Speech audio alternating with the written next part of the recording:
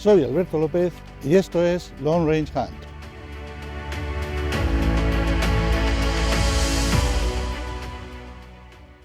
Hola amigos, bienvenidos a un nuevo capítulo de este canal dedicado a la caza a larga distancia. Soy Alberto López. En muchos de los comentarios que me dejáis en los vídeos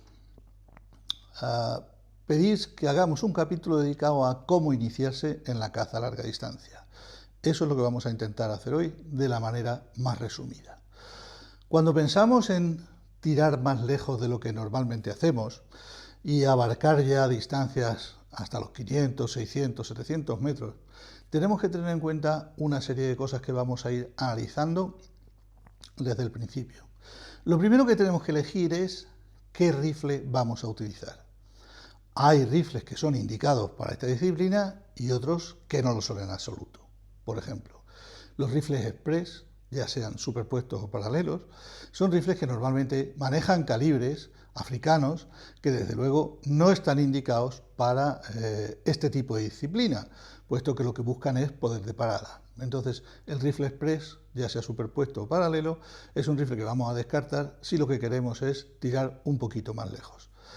Los rifles semiautomáticos no gozan de la precisión necesaria como para que sea un candidato firme para este tipo de disciplina. Además, parte de la energía del proyectil se va en accionar el mecanismo que recarga, con lo cual de un proyectil que tendríamos una energía en cualquier otro rifle X, vamos a tener menos porque parte de ella se va en accionar el mecanismo de recarga. Luego, los rifles semiautomáticos tampoco nos van a valer.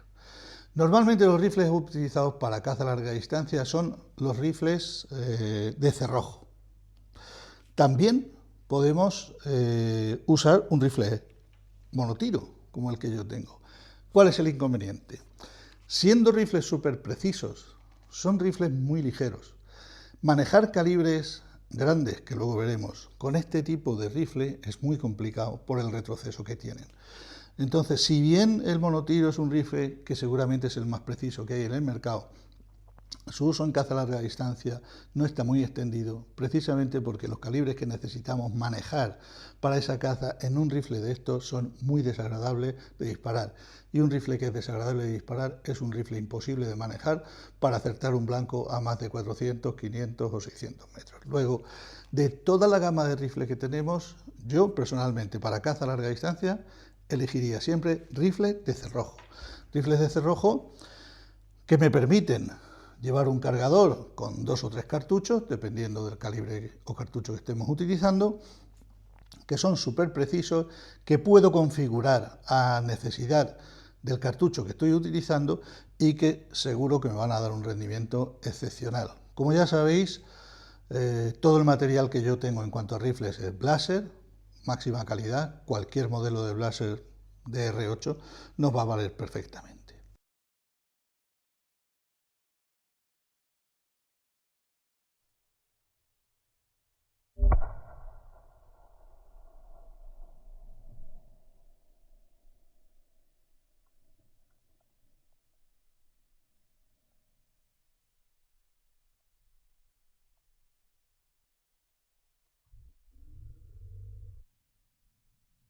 Bien, una vez que ya hemos elegido nuestro rifle, ya sabemos que queremos un rifle de cerrojo, que seguramente tenemos muchos de nosotros, tenemos que elegir ahora el cartucho. No el calibre, porque del mismo calibre hay diferentes cartuchos, como todos sabéis. Entonces, para caza a larga distancia existen una cantidad tremenda de cartuchos, algunos de ellos de nuevo desarrollo, que van muy bien, pero vamos a hablar de los tradicionales, de los cartuchos o calibres que podemos encontrar en el mercado, que seguramente muchos de nosotros tenemos en nuestro rifle. Están el 7 mm Remington Magnum, el 300 Winchester Magnum, son calibres que nos van a permitir tirar muy lejos con una trayectoria plana y con unos rendimientos muy buenos. Por supuesto, hay muchísimos más calibres, pero para no extenderme vamos a poner el ejemplo de estos dos. ¿De qué va a depender el cartucho que elijamos? ¿Por qué vamos a elegir el 300 Winchester Magnum en vez de el el 7 mm Remington Magnum o el 270 Winchester Short Magnum. Depende del animal que queramos abatir y de la distancia hasta que lo queramos abatir. Por ejemplo, para abatir animales hasta 500 metros de tamaño medio, como cabra montés, como un corzo, un rebeco, un jabalí, el 7 mm Remington Magnum va a cumplir sobradamente. Sin embargo, si queremos abatir un gran jabalí o un gran venado a 800 o 900 metros, este calibre se nos va a quedar corto. Para eso utilizaremos el 300 Winchester Magnum o calibres similares. Tened en cuenta que hay calibres, como ya he dicho, de nuevo desarrollo que cumplen perfectamente, pero en los que no vamos a entrar para no complicar esto en exceso. Entonces, la segunda cosa que tenemos que elegir es qué cartucho vamos a manejar en el rifle que hemos elegido. Y eso lo vamos a hacer atendiendo al animal que queremos abatir y a la distancia a la que lo queremos abatir. Una vez elegido el cartucho, tenemos que elegir la punta que vamos a manejar. ¿Qué características tienen que tener las puntas que utilicemos para caza a larga distancia? Pues las puntas que utilicemos para caza a larga distancia deben tener un coeficiente balístico alto. El coeficiente balístico es un parámetro que mide la capacidad que tiene el proyectil de penetrar el aire y volar estable. ¿Qué quiere decir esto? Para caza a larga distancia lo que necesitamos son proyectiles que mantengan una trayectoria tensa y muy estable. Para eso, proyectiles con punta de plástico, con cola de bote y con un coeficiente balístico alto son los proyectiles indicados. Cuanto más alto sea el coeficiente balístico, mejor va a volar nuestro proyectil. Tened en cuenta que un proyectil que vuela solo 100 metros prácticamente no tiene ninguna interferencia y nada que le afecte gravemente. Sin embargo, un proyectil que tiene que volar 800 metros sí que se va a enfrentar a una serie de factores que, si su coeficiente balístico es alto, los va a enfrentar con mucho mejor desempeño que un proyectil con un coeficiente balístico bajo.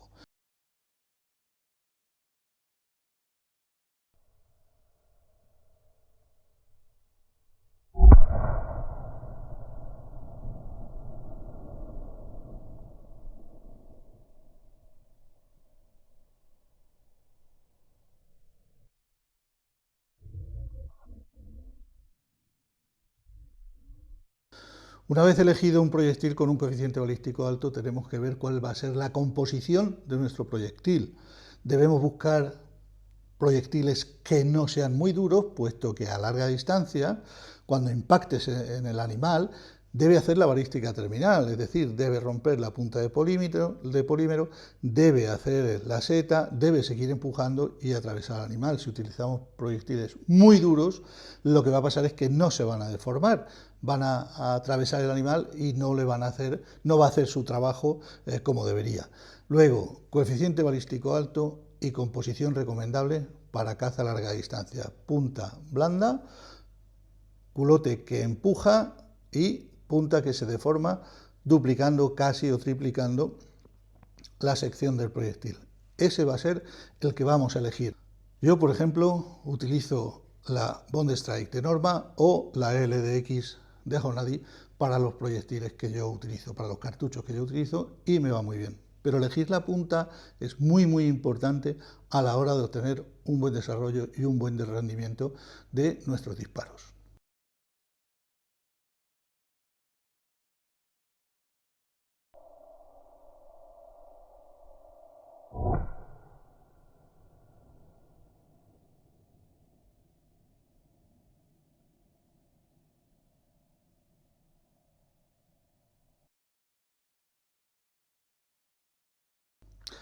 Ahora vamos a abordar el tema de la óptica.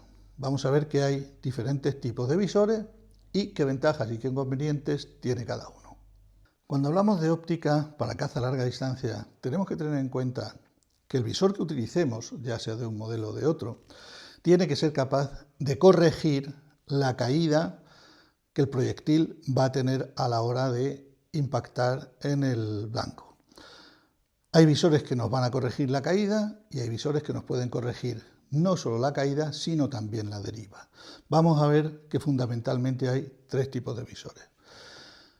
El primero que vamos a ver son los visores que tienen corrección de altura y esa corrección la hacen a través de un anillo que está reglado en metros. Con las características de nuestra munición y las características de nuestro rifle, introducimos esos valores dentro de la aplicación del propio visor y nos va a dar el anillo que tenemos que colocar para que una vez en caza, con solo medir la distancia y ajustar, como es este caso, los metros a los que está nuestra pieza, automáticamente el visor está corrigiendo la caída que va a tener el proyectil que estamos utilizando.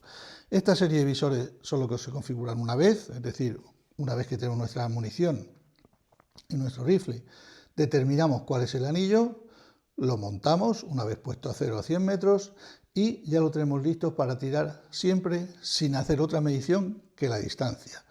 Repito, una vez conocida la distancia con nuestro prismático, con el telémetro que tengamos, solo tenemos que trasladar esa distancia al anillo que viene en metros, 250, 300 metros, y habremos corregido la deriva. Normalmente estos visores no tienen la capacidad de corregir la deriva, puesto que, bueno, pues no están pensados para ello. ¿Cuándo podremos utilizar este tipo de visor? Pues los días que no tengamos mucho viento lateral, para disparos medios largos, hasta 400, 500 metros, porque ahí en buenas condiciones meteorológicas podemos realizar el disparo sin ningún problema.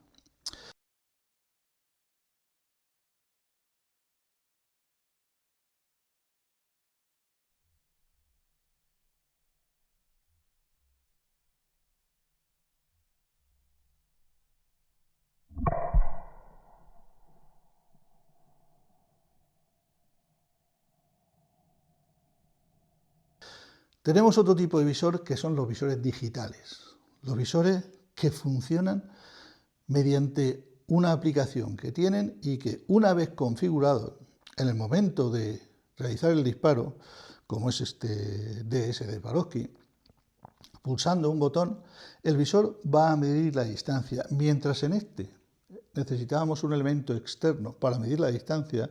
En este tipo de visores no, llevan ya incorporado un telémetro láser que, una vez apuntada la pieza, al pulsar el botón va a medir la distancia, entre otros parámetros, va a medir la inclinación, va a medir la temperatura, y con los datos que tiene de nuestra munición y de la configuración de nuestro rifle, va a determinar y nos va a mostrar el punto de impacto. Es decir, si nosotros estamos apuntando una pieza que está aquí, el visor nos va a decir que el punto de impacto va a ser este. Lo que vamos a hacer es llevarnos el punto de impacto a la pieza y apretar el gatillo y con toda seguridad la vamos a batir. Estos visores, como digo, son muy buenos, tienen un rendimiento excepcional. Este es un Swarovski, pero hay otras marcas que también lo tienen. Y es muy sencillo de manejar. Eso sí, hay que configurarlos muy bien. Si uno de los parámetros de configuración está mal, todos los cálculos que va a hacer el visor van a ser erróneos y vamos a fallar todos los tiros. Aquí hay una serie de parámetros que son críticos, como la velocidad de nuestro proyectil, que tenemos que medir. No nos podemos fiar de lo que viene en la caja, porque la velocidad que viene en la caja es una velocidad hecha en unas condiciones y con un cañón que no tiene por qué corresponder al nuestro. Repito, si somos capaces de configurarlo bien, estos visores tienen un rendimiento excepcional.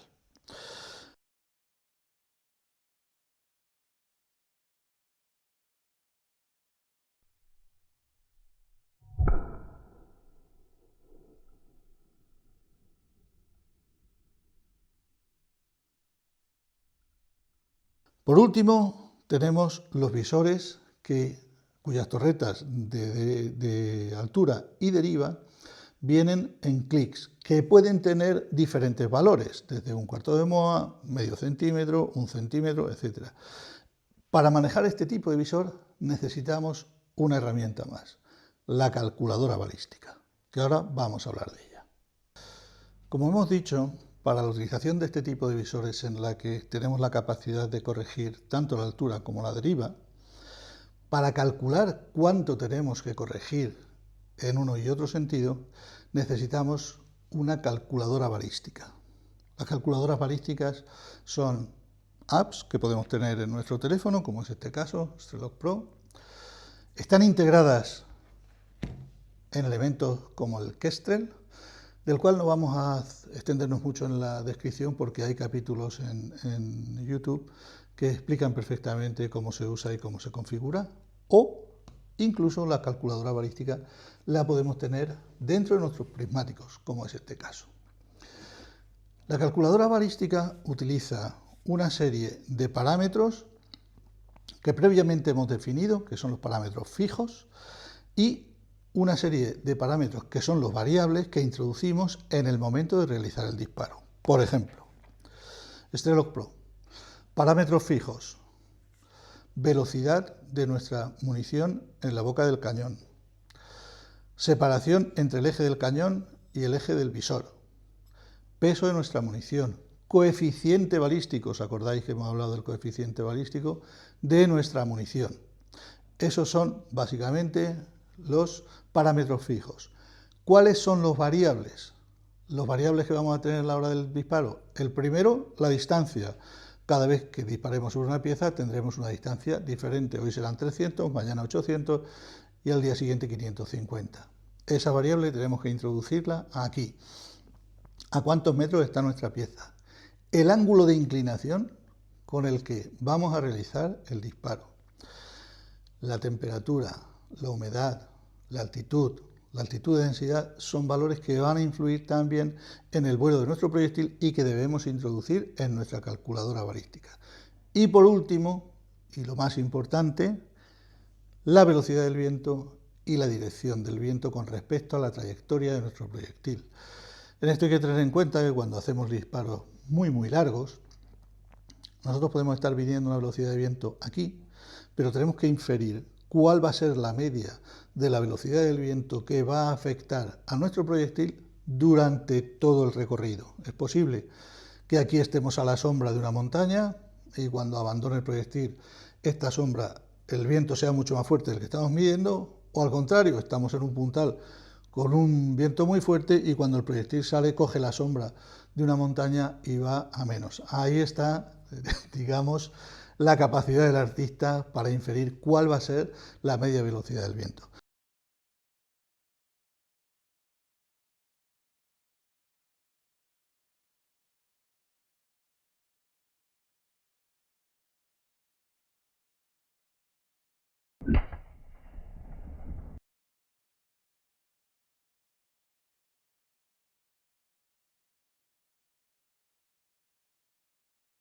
Con todos estos datos introducidos en la calculadora balística, la calculadora nos va a dar el número de clics que tenemos que poner en nuestra torreta de altura y en nuestra torreta de deriva para corregir la caída del proyectil y la deriva debida al viento. Por supuesto, esto es, digamos, lo más completo. Esta calculadora Strelok Pro, como otras muchas que hay en internet, son apps que te descargas, que configuras y que puedes utilizar. Para medir el viento utilizamos un aparato que es el Kestrel, que también lleva incorporada una calculadora balística. De hecho, yo tengo mi calculadora en el móvil, mi calculadora también configurada en el Kestrel, y muchas veces comparo los datos que me da. El algoritmo que utilizan tanto la calculadora que hay en el móvil como la que tiene Kestrel, como la que tienen los prismáticos, es el mismo.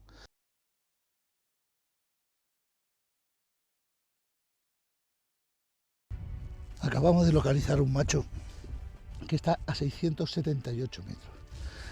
Hoy hace un día de aire tremendo. Hemos medido, nos da 9 metros por segundo desde la derecha. He introducido todo en la calculadora balística y me da 85 clics arriba, 35 derecha. Vamos a configurar y vamos a ver si somos capaces de abatirlo. 10, 20, 30, 60, 70, 80 y 5, 35 derecha. 10, 20, 35 derecha, configurado.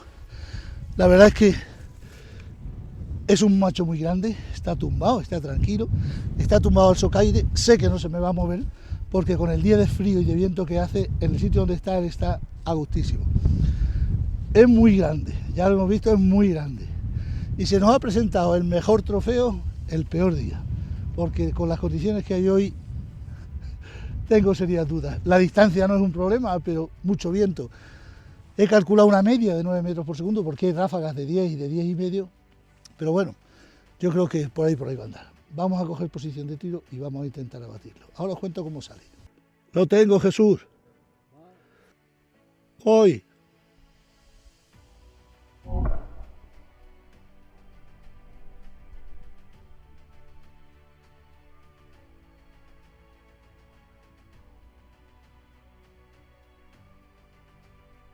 De forma que si configuramos bien, los tres aparatos nos tienen que dar el mismo resultado.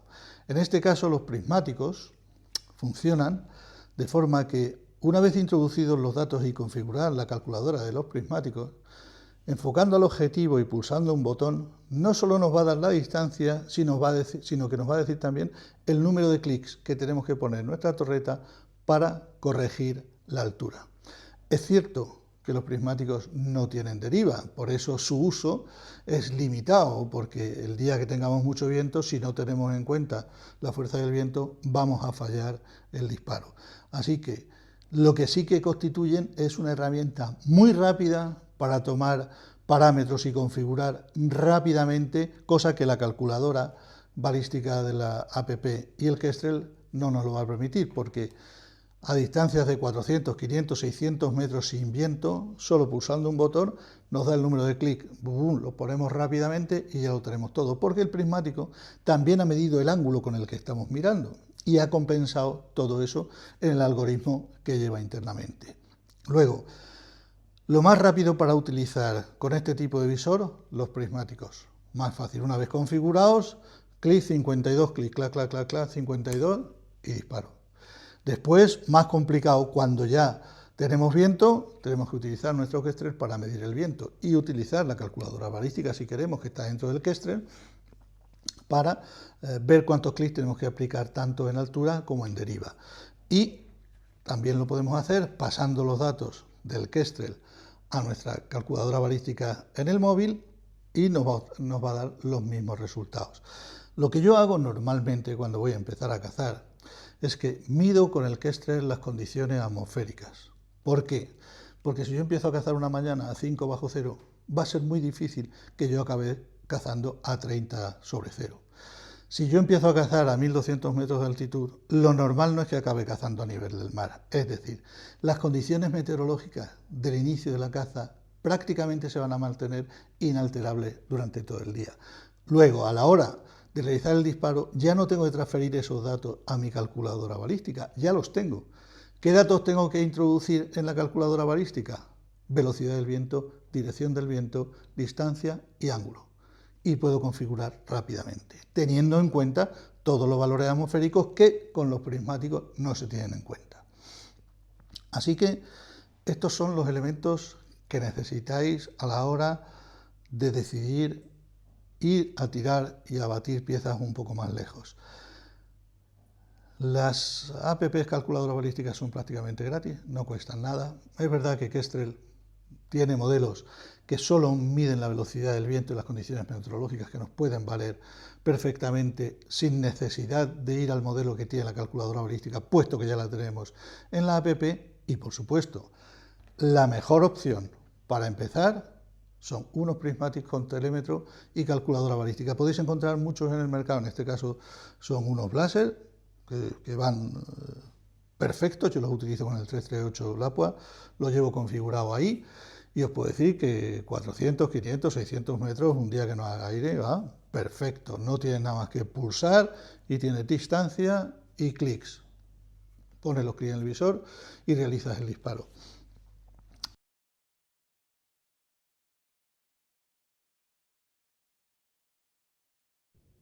Mira, Jesús, mira lo que viene por allí. ¡Wow! Mira qué macho viene. Vienen corriendo, a ver.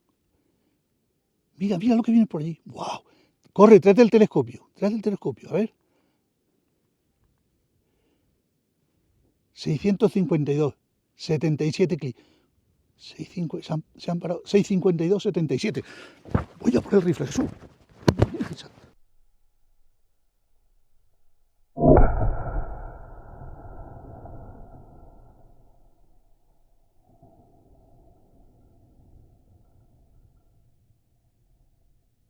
es muy importante, la caza a larga distancia necesita 3 cosas. La primera, equipo. Sin equipo es imposible, con un visor tradicional y con un rifle tradicional sin calcular la caída es imposible abatir un animal. La segunda, unos pequeños conocimientos, pues esto que estamos hablando del coeficiente balístico, de conocimientos para configurar la calculadora balística. Y la tercera y más importante, mucha práctica. No vayas a cazar nunca a larga distancia sin haber probado en el campo de tiro todas las distancias. Hasta que no tenemos más del 90% de efectividad a la distancia que queremos tirar, no debemos ir a abatir un animal.